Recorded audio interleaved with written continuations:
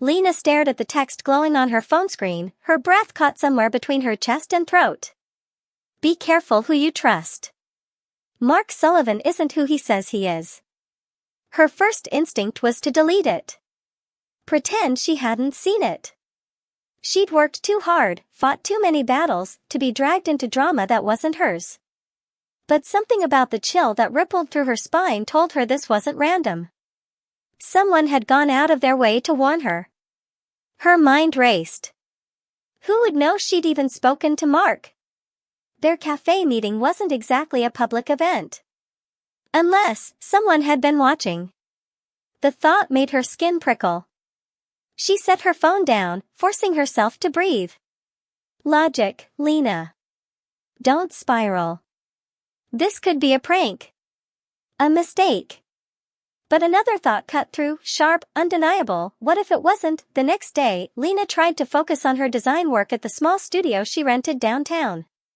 Color palettes and typography usually gave her comfort, but today every shape and shade blurred together. The text haunted her like a phantom whisper. At lunch, she finally caved and typed a reply. Who is this? What do you mean? She hovered over send but hesitated. Once she pressed that button, there was no taking it back. Still, the need for answers outweighed her fear. She hit send. Minutes passed. Then her phone buzzed. You don't know me. But I know him. If you value your peace, don't let him back into your life. He destroys everything he touches. Lena's stomach clenched. This wasn't a prank. It was too deliberate, too pointed. But before she could type another question, the messages stopped. No response.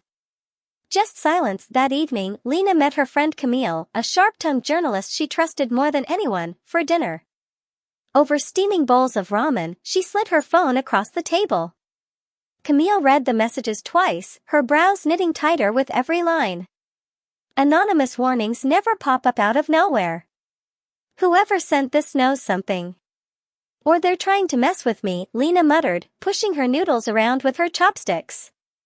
Camille's eyes narrowed. What's your gut say? That Mark's hiding something, Lena admitted softly. He kept dodging questions. And when his phone buzzed, he looked almost scared. Then you need to find out what he's into, Camille said firmly. Before you get pulled into it. Lena sighed. You think I should cut him off? Camille leaned in, lowering her voice. Not yet.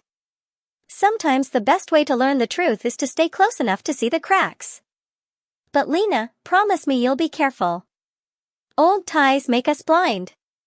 Lena nodded slowly, though unease churned in her gut. The following weekend, Mark texted her. Dinner? There's a new place by the river. Thought you might like it. Lena stared at the message, torn between every warning bell in her head and the ache of unfinished business in her heart. Finally, she typed back, all right. Dinner. If Mark Sullivan carried secrets, she would uncover them. And this time, she wouldn't let herself be blindsided. But as she slipped her phone into her bag, she didn't see the dark sedan idling across the street, its tinted windows hiding the watchful eyes inside. Someone was following her. And whatever they wanted, it was only just beginning. The restaurant Mark had chosen sat at the edge of the Silver Springs River Walk, its tall glass windows glowing with warm amber light against the evening chill. Inside, the place buzzed with quiet elegance, clinking cutlery, hushed conversation, a pianist tucked into the corner playing something soft and haunting. Lena paused at the entrance, smoothing the hem of her deep burgundy dress. She had spent the entire day debating whether to cancel, but in the end, curiosity, and Camille's reminder that knowledge was power, pushed her here. Mark stood as soon as he saw her, his smile practiced but not quite reaching his eyes. Lena. You look, he faltered, then recovered. Beautiful. She thanked him with a polite nod, slipping into the chair opposite. His compliment, though genuine, didn't erase the tension that lingered between them like static in the air. The meal began with safe conversation. Work updates. Memories of old teachers. The city's latest gossip. Lena found herself laughing once or twice, but every time she looked at Mark's face, she caught shadows beneath the charm, small hesitations, deflections when the topic grew too personal. Finally, when the waiter cleared their plates, Lena leaned forward. "Mark," she said evenly, "what are you hiding?" His fork froze halfway to his wine glass. "What do you mean? You dodge questions about your job. You flinch every time your phone buzzes. And someone's been sending me texts about you." His expression darkened. "Texts?" "Yes." Lena held his gaze. "Warning me that you're not who you say you are. That you ruin everything you touch." Mark's jaw clenched so tightly a muscle twitches. "Lena, whoever sent that is lying." "I swear." "Then prove it," she pressed. For a long moment, silence stretched between them, thick and suffocating. Finally, he exhaled and set his glass down. "I didn't want to drag you into this," he muttered. "But I owe people money. A lot of money. Business deals went wrong. Bad investments. I'm trying to fix it, but some of the people I borrowed from, they're not the forgiving type." Lena's stomach dropped. This wasn't a small secret. This was dangerous. "How bad?" she asked quietly. "Bad enough that they follow me," he admitted, his voice barely above a whisper. "Bad enough that they might follow you now, too." Lena's pulse quickened. Suddenly the memory of the dark sedan across from her apartment the other night hit her with a cold clarity. She leaned back, her mind racing. "So, you pulled me back into your life, while you've got people watching you? People who could." "Lena." His voice cracked, raw and desperate. "I didn't plan this. Seeing you again, it just happened. And it reminded me of who I used to be, before everything got so messed up. You're the only good thing in my life right now. Please don't walk away." Her heart clenched at the vulnerability in his words. But underneath it, alarm bells screamed. She swallowed hard, forcing her voice steady. "If you want me in your life, Mark, then you need to decide, are you going to keep running from your mess, or are you going to face it?" His eyes dropped to the table, shame flickering across his face. And just then, Lena caught movement through the restaurant's window, a figure standing outside, half hidden in the glow of a street lamp. Watching. Waiting. Her skin prickled. Whoever was following Mark had found her too. The figure outside didn't move, just lingered in the halo of the street lamp like a shadow carved into the night. Lena's pulse thudded in her ears as she forced herself to keep her expression calm. If Mark noticed her sudden tension, he didn't show it, his eyes were fixed on the untouched glass of wine in front of him, shoulders heavy with shame. Lena leaned slightly forward, lowering her voice. "Mark, don't look now, but someone's standing outside. Watching us." His head snapped up anyway. His eyes darted to the window, and the color drained from his face. "Damn it." The figure shifted then, stepping just far enough into the light that Lena caught the edge of a sharp jawline beneath a pulled-up hood. And then, like smoke, they turned and walked away. Lena's skin prickled. Who was that? Mark rubbed a hand over his face, exhaling shakily. "Someone I owe. They like to remind me they're never far." Her stomach twisted. "You weren't exaggerating." "No," he said grimly. "And now you've seen it yourself." The dinner ended abruptly after that. Mark paid quickly, insisting they leave through the back exit. The air outside smelled of rain, the clouds rolling lower as they stepped into the narrow alley.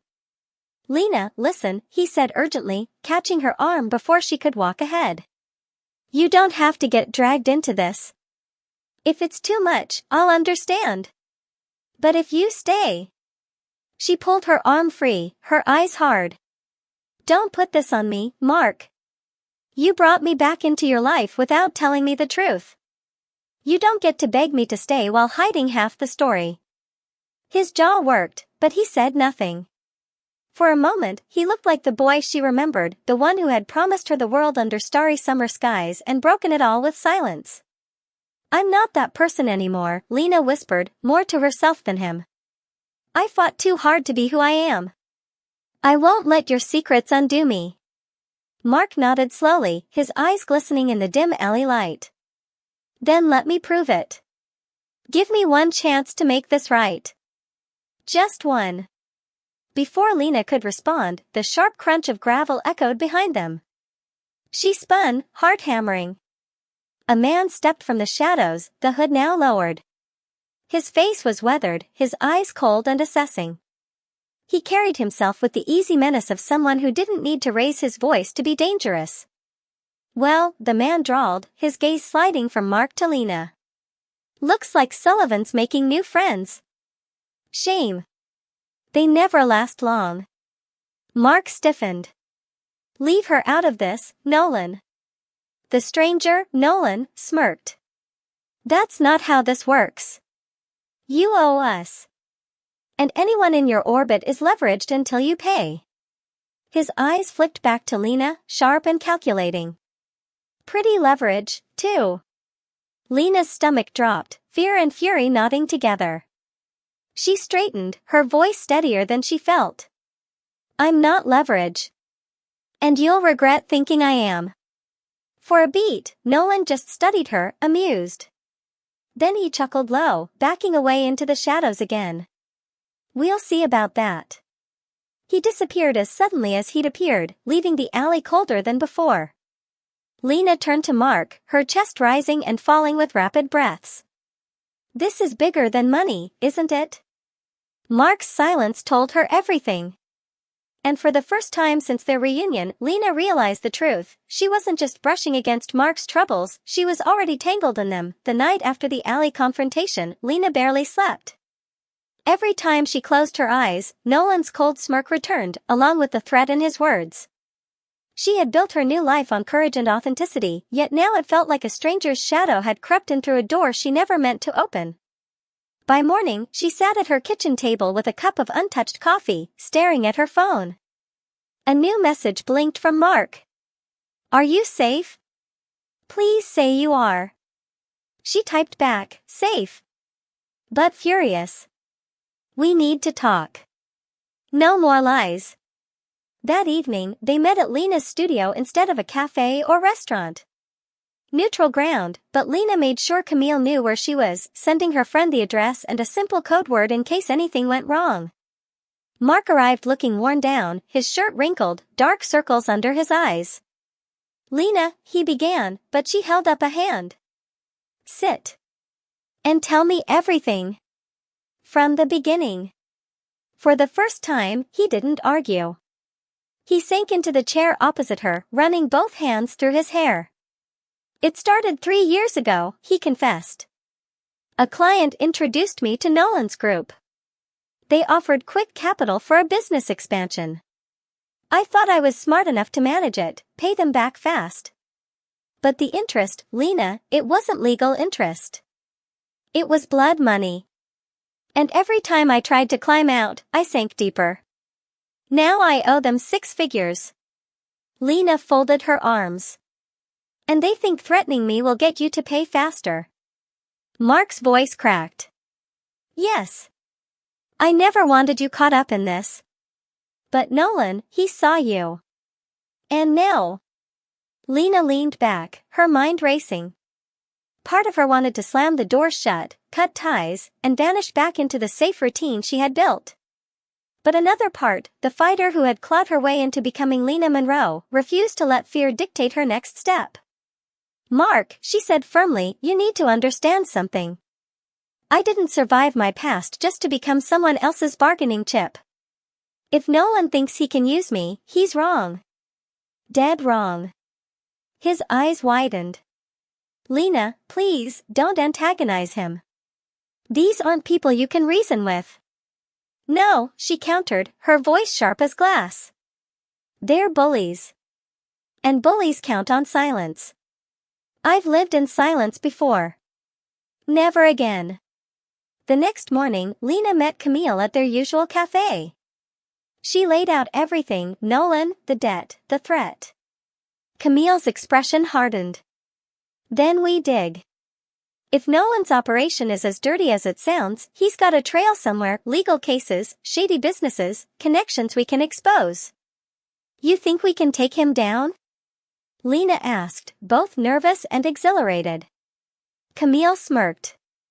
Sweetheart, if he thinks he can scare you, he's never dealt with a journalist who lives for tearing men like him apart. Lena felt something shift inside her then, not fear, but fire. Maybe Nolan had chosen the wrong leverage. Because if she and Camille played this right, he wouldn't just lose his grip on Mark, he'd lose everything. Still, as Lena walked home later, she couldn't shake the prickling sensation of being watched. Across the street, a black sedan idled once again, its tinted windows reflecting the gray afternoon sky. This time, Lena didn't look away. She stared directly at it, her chin raised, her stance daring whoever was inside to reveal themselves. After a long moment, the car pulled away. Lena exhaled, her resolve hardening. She wasn't running.